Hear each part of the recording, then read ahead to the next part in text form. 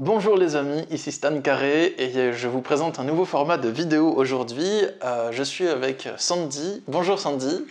Bonjour Stan, Merci de me faire l'honneur d'être avec nous Sandy. merci surtout à toi de me recevoir. Je t'en prie. Sandy va nous raconter une partie de son histoire. Il a vécu une relation d'emprise assez difficile. Aujourd'hui il s'en est sorti.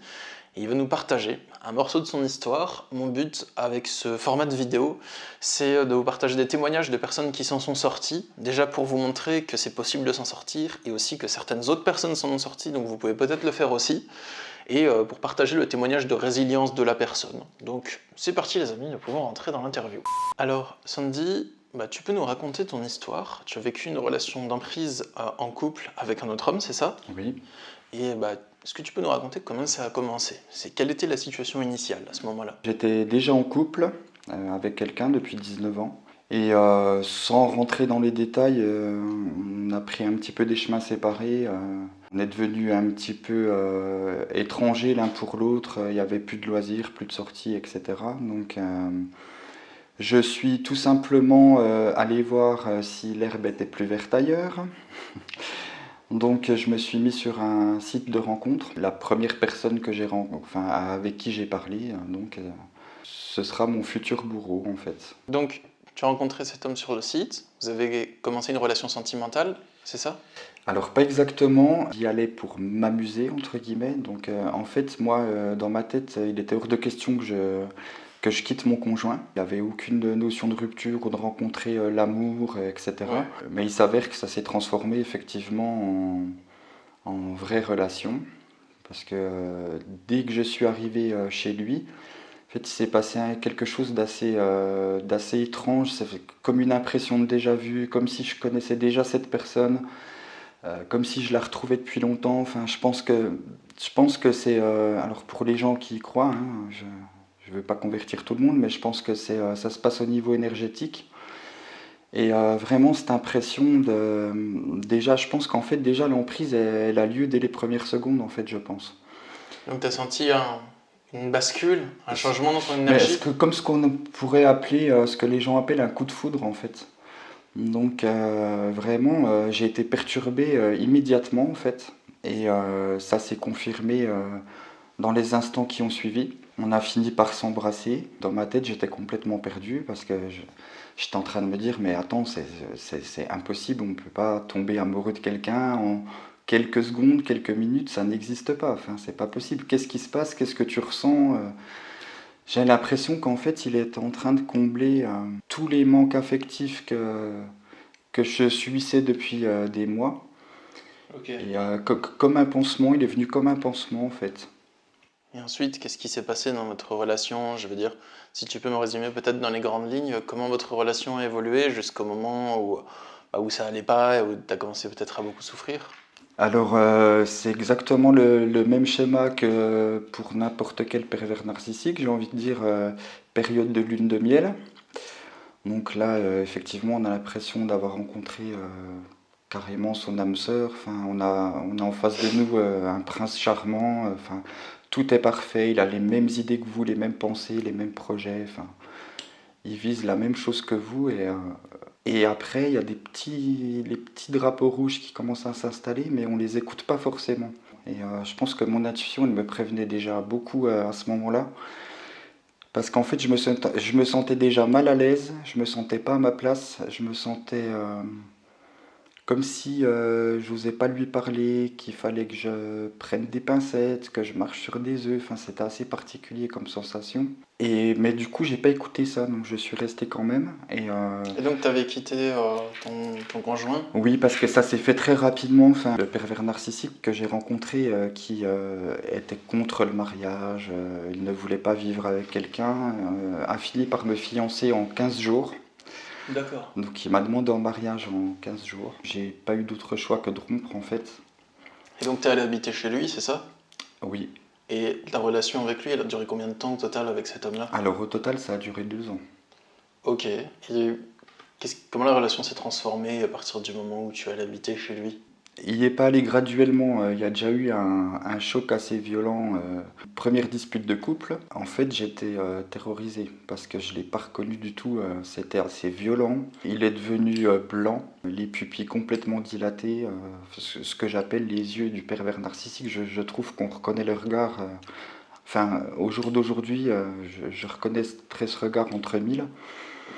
La mâchoire qui tremble, enfin vraiment dans un état, c'est pas C'est une des colère grimaces saine, de quoi. rage en fait. Ouais, vraiment, ce qu'on appelle la rage narcissique, donc, pour un détail à la base, et se mettre dans des états pareils pour une dispute.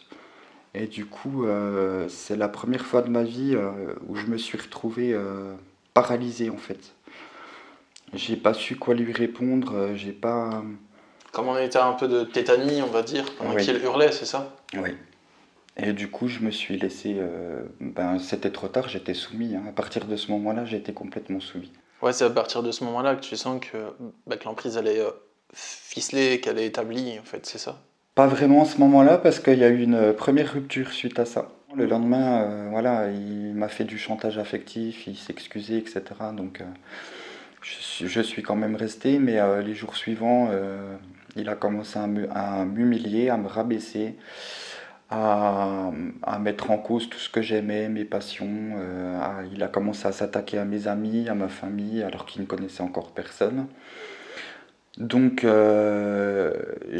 tous ces comportements-là, ils m'ont heurté quelque part, donc j'ai voulu faire des recherches. Donc, j'ai recherché sur Internet. J'ai tapé en fait ces comportements. J'ai tapé Rabais, simili. colère disproportionnée, humiliation, rabaissement, et j'ai découvert donc le terme pervers narcissique. Et là-dessus, j'ai fait des tests. Je suis tombé sur des tests en ligne, et je me souviens, le premier test était en 40 questions. Ouais.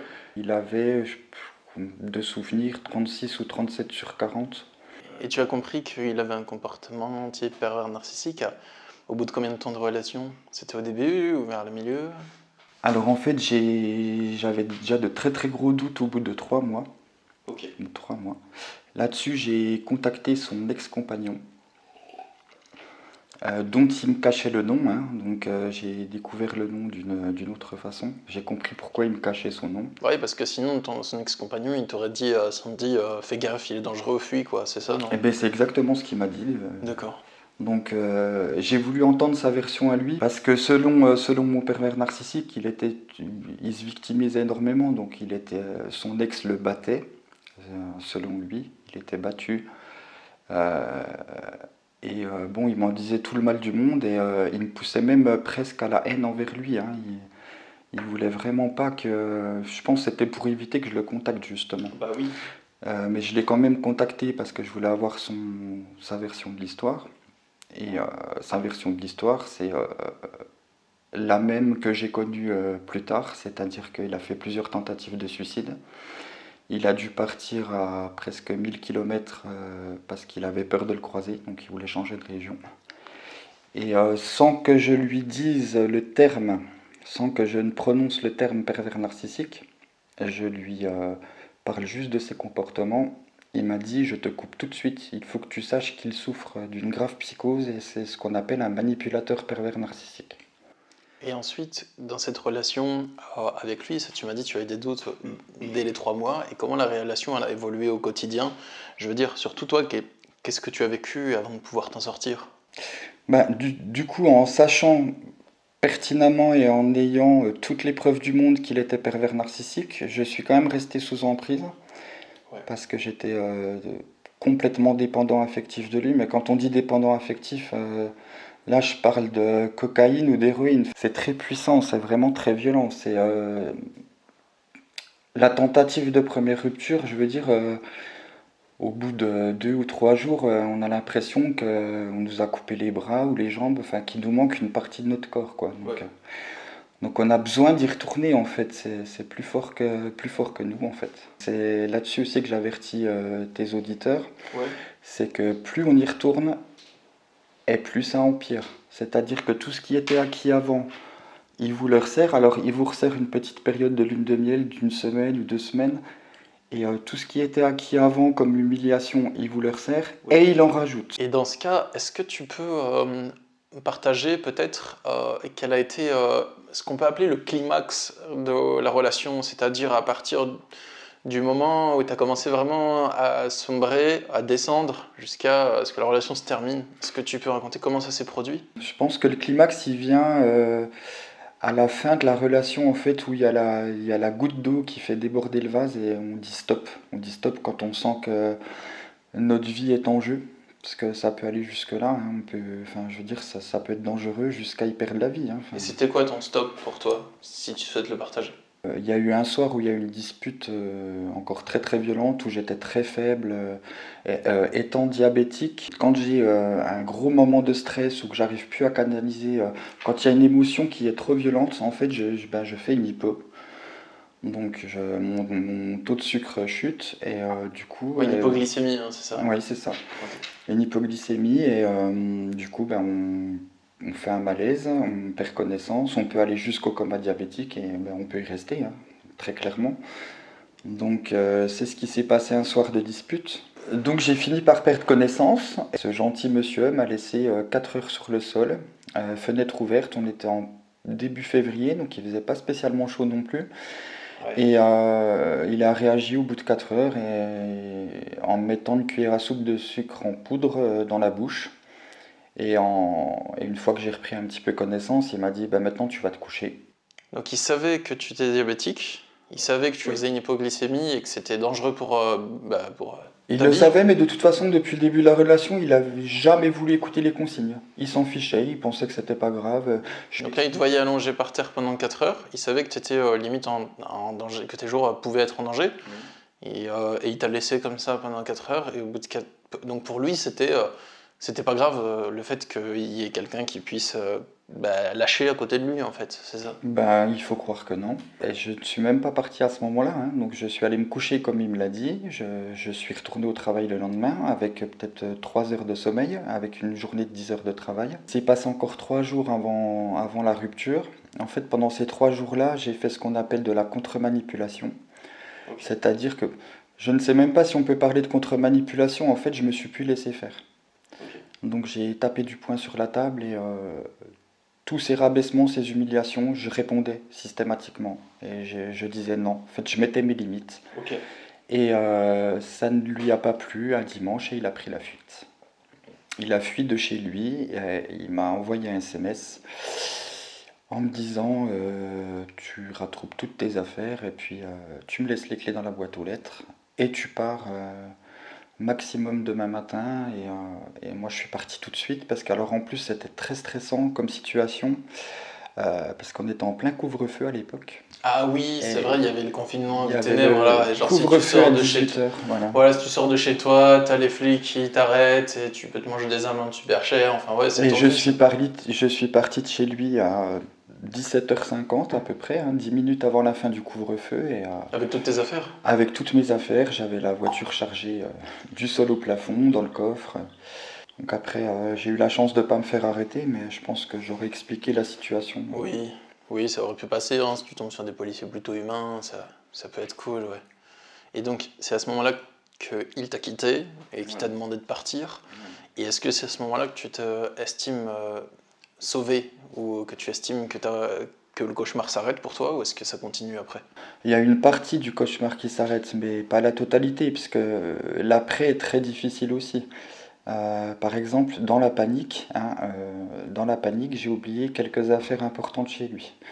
Parce que Normal.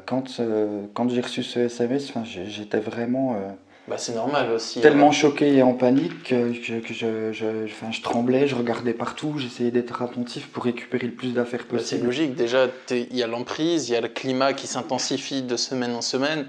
En plus, toi, tu as utilisé de la contre-manipulation, donc ça a dû être super tendu. En plus, lui, il t'a dit bah, tu as jusqu'à ce soir pour partir, il te quitte et il te dit de partir, tu as le couvre-feu. Enfin, c'est logique que tu penses pas à tout prendre. Et en plus, c'est logique de ne pas penser à tout prendre quand tu pars d'un logement en fait, et qu'il y a des autres affaires, c'est normal, ouais. Pourtant, j'ai essayé d'être très attentif, je faisais pièce par pièce, etc. Bon, malgré tout, il y a eu des oublis, donc il a fallu que je récupère mes affaires plus tard. Et là, le cauchemar n'est pas fini, parce que, en fait, on a des réponses aux messages complètement irrespectueux. Il fait exprès de faire traîner les choses, il fait exprès Bah de oui. pas répondre.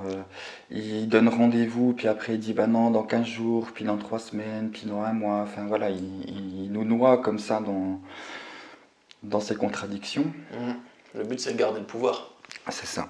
Et tu m'avais parlé de deuil qui a été difficile pour toi. Est-ce que tu souhaites le raconter brièvement? Ce qui s'est passé l'après-relation, en fait? Le deuil a été extrêmement compliqué, oui. J'ai voulu complètement rejeter ça, c'est-à-dire que j'étais complètement dans le lit, je me suis dit je suis fort, je vais y arriver, pas de soucis, enfin c'est rien, il y a des choses plus graves dans la vie.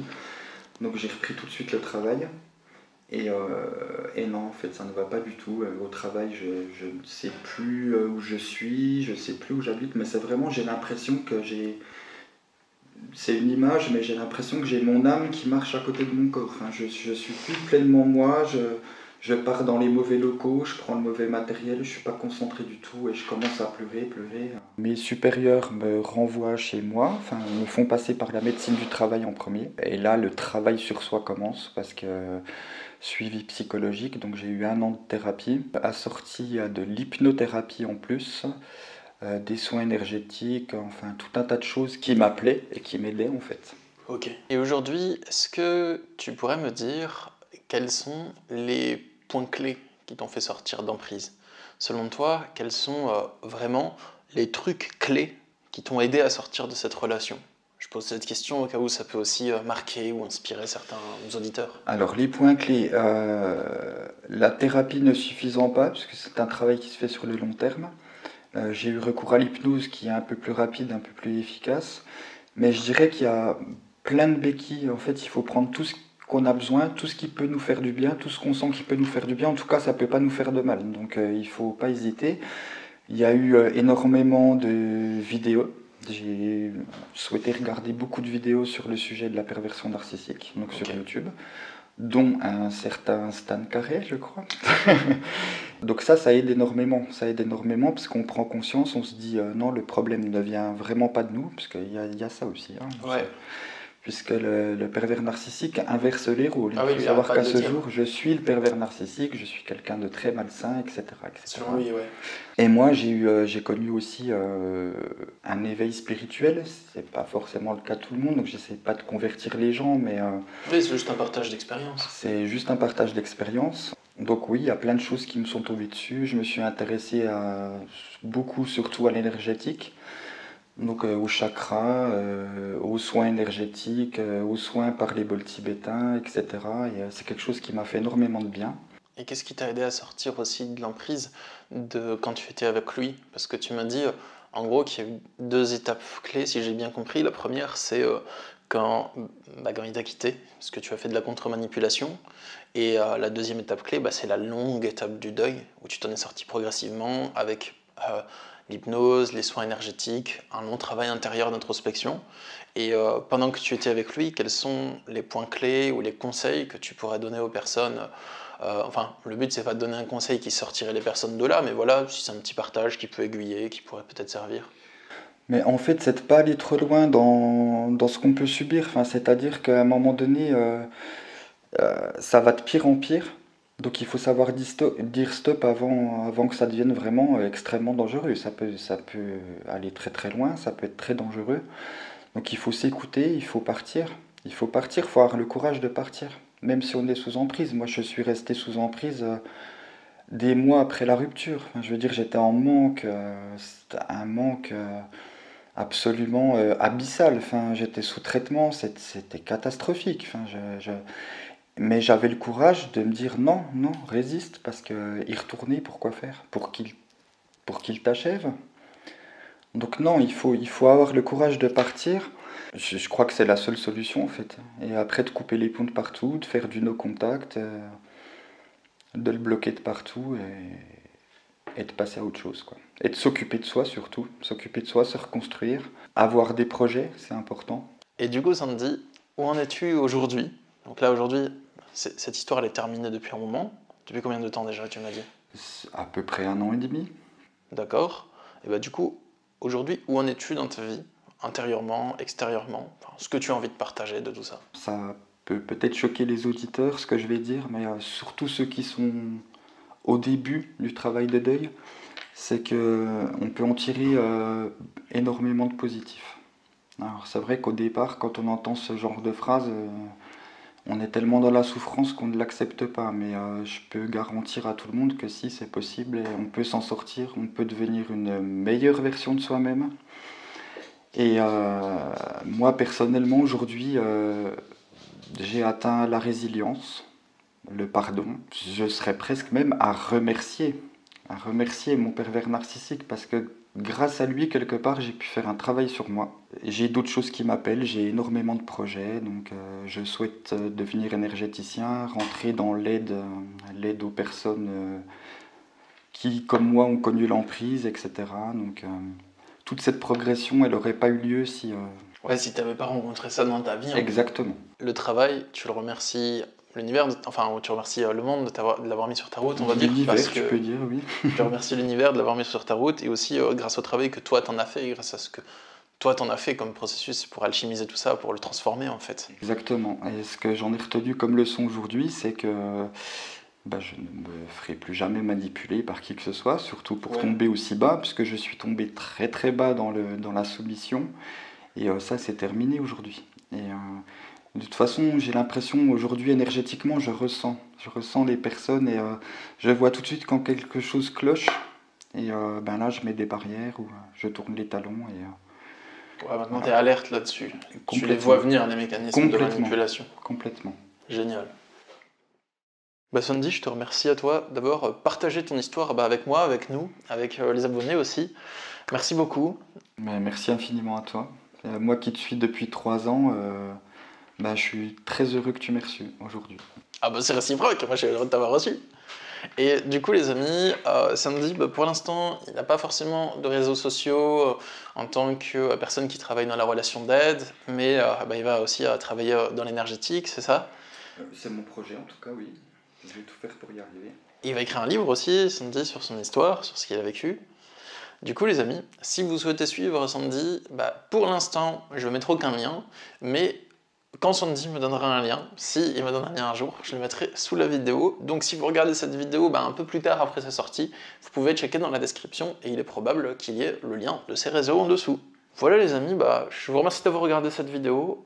Je vous dis à dans quelques jours pour une prochaine vidéo. Vous pouvez vous abonner si vous souhaitez être notifié des prochaines vidéos, des prochaines interviews, des prochaines vidéos de coaching que je sors. Et je vous dis à bientôt et je vous envoie plein d'amour et d'énergie positive. Au revoir. Au revoir.